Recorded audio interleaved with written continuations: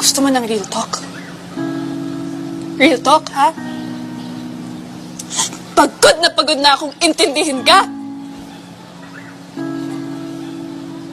Ako rin, pagod na rin ako. Pagod na ako sumunod sa lahat ng gusto mo. Sa pagbabawal mo, sa pagbabantay mo, sa pagiging demanding mo. Para yung sa'yo! Para sa future mo, sa future nating dalawa!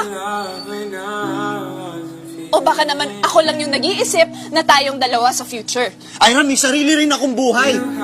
May mga gusto kong gawin na hindi ko magawa dahil ayaw mo. Nakakasakal na.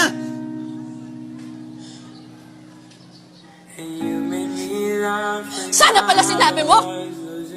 Para hindi na tayo umabot sa ganito! Hindi ko nga masabi sa'yo dahil alam kong ganyan yung magiging reaction mo. Pero Ira, hindi ko ba talaga nasabi sa'yo? O hindi mo lang ako iniintindi?